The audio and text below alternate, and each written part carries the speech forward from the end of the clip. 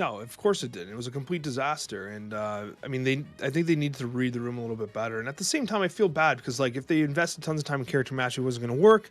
That's unfortunate. But like even small things like on that roadmap you showed, card acquisition improvements in concept. What the hell are we doing? Why are those in concept? Like what that should be further up, right? Especially when you're talking about potentially a new player experience. You don't get many chances to potentially reinvigorate a game on a launch like that. You have a chance now. That should be way the hell forward, right? But instead, they're more fixated on making that a monetizable cosmetic than they are. Oh no, I'm gonna don't mind me. I'm gonna pull more pixel avatars from the collection track, and I'm gonna pull more, gold tickets.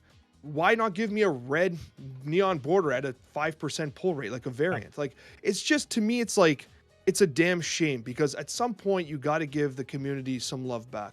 The people that play this game love it, but it seems like they don't. The second internet doesn't love them sometimes. I will not talk about the roadmap in its entirety. I want to talk about something that commenters of last videos had concerns over.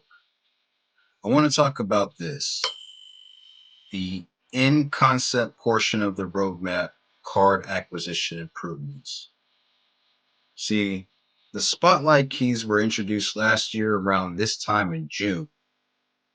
Now, everyone has different experiences with the light spotlight keys since they came out. I'm missing about 12 cards, 10 of them being Series 5. Granted, I can go and buy at least the season pass, but for this season, I did not buy the season pass because I pretty much been burnt out on this game. Decided to take a break. Now, for people that want to take a break from this game, how does one come back and try to get at least some of the meta defining cards? Well, you can always get tokens by purchasing bundles. You can always uh, try to complete some parts of your albums to get some of the check marks that you get from your albums, which whether it be extra credits or extra tokens. But even then, the albums themselves has a problem. One of my deals is I have 12 missing cards from the Chibi collection, despite me buying Drax and Gamora and the Star-Lord package for 5,900 gold back in May of last year. Those cards are not part of the album. The cards that are part of the album I do not have. I can get those from doing collector tracks, completing missions, getting on collector tracks or mystery variants, but that's very far in between, and I don't necessarily have the math to calculate my percentage of actually getting those cards. But for the sake of this, my Chibi collection, I'm missing 12, and to get the first three, I need at least 3,600 gold. 3,600 gold equates to 50 fucking dollars. So I need 50 bucks to go up 3 check marks in order to get an avatar. So now, wherever the position of any of the tokens are, whether it be 2,000, which is a third of a new card, by the way, I have to get 7,200 gold. That's damn near $100 to get a brand new card. Now there's already bundles that you can get that are $100 that'll give you basically a new card, 6,000 gold if you take a look at the Ironheart package. But that's $100 for one new card. That's insane.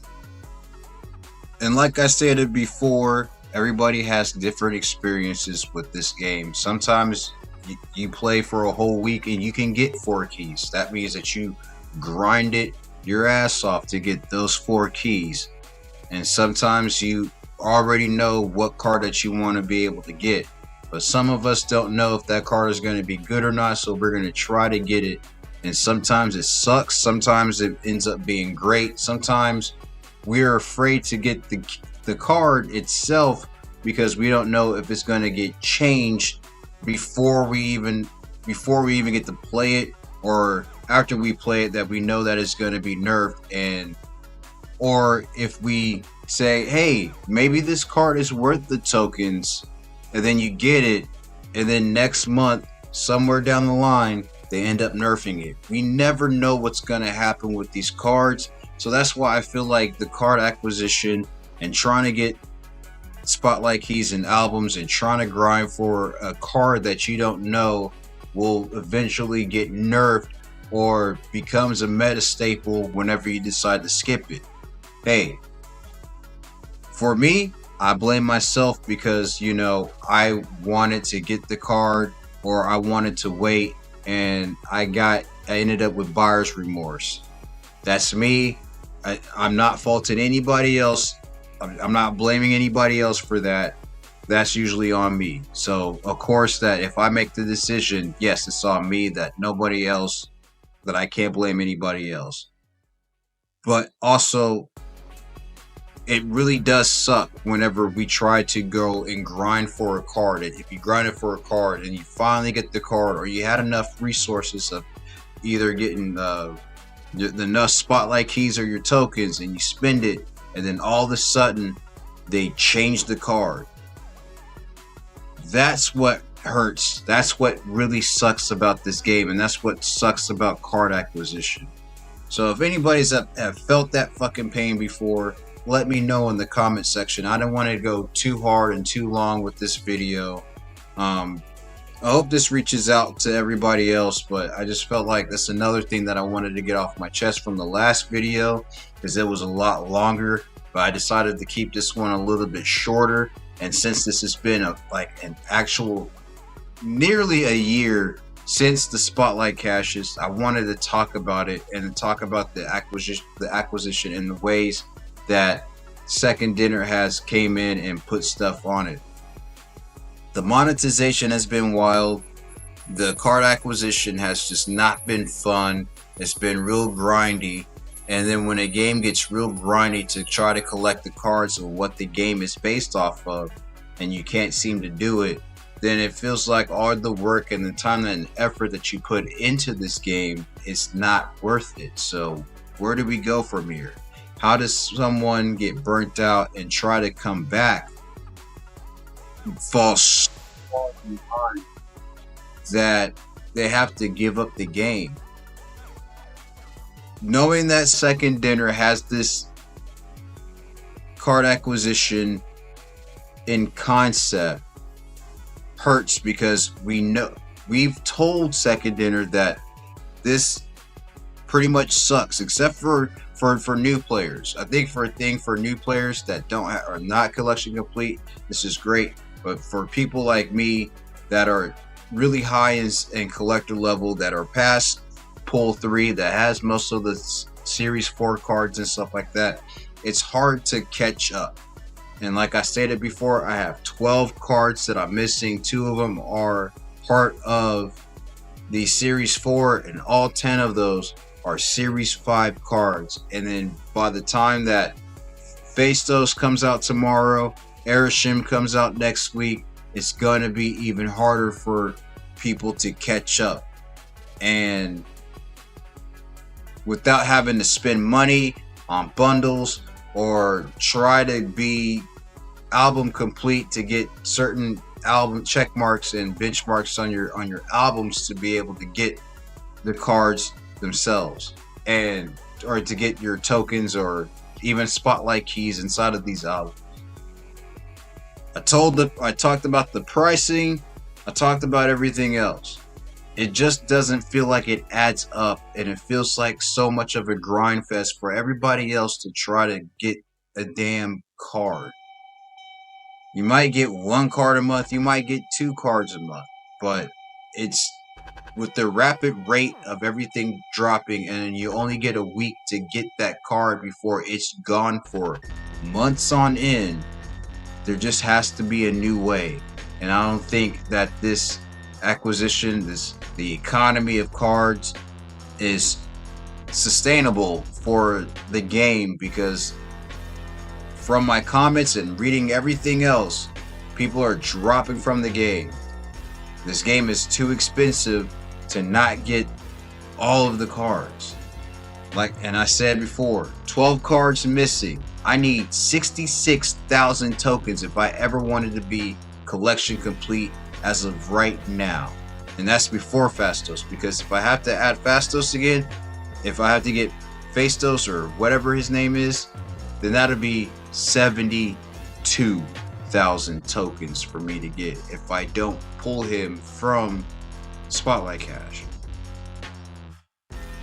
It's fucking absurd if you put the number on there. But let me know in the comments, guys. This is a different video. I scripted a little bit of it and I kind of pieced everything voiceover, and I didn't know what else to put in there, and I didn't want to try to make this too long. But 1 year of Spotlight Cash, how do you guys feel about card acquisition? Because that was the #1 comment that was on my last video that I made in regards to how Marvel Snap is a dumpster fire. This is also part of why it's a dumpster fire for me, and I'm only speaking for my experience. And for anybody else that happens to enjoy Marvel Snap, enjoy it, okay? I'm not bashing you for spending money on any of these cards. I'm not bashing you for spending money on bundles or what you do for Tech Token Tuesday or the amount of gold that you buy or the cosmetics and stuff. If you feel that it's worth it, then it's worth it to you. I personally do not feel that it's worth it, and there needs to be something to happen to throw us a fucking bone when Marvel Snap makes $15 million in revenue shitting on most of the other card games. We need some sort of balance. We need some sort of bone thrown to us. Something has to be different or everybody is gonna leave. And I'll do my damn best, if this keeps fucking happening, to tell people to not get in this game, because you're gonna get sucked into a money sink and it's gonna fucking suck.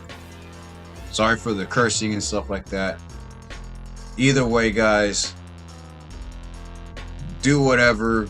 I know people are gonna dislike this video, people are gonna like this video. I just want it to be real and get this shit off of my chest, because card acquisition has been a big joke.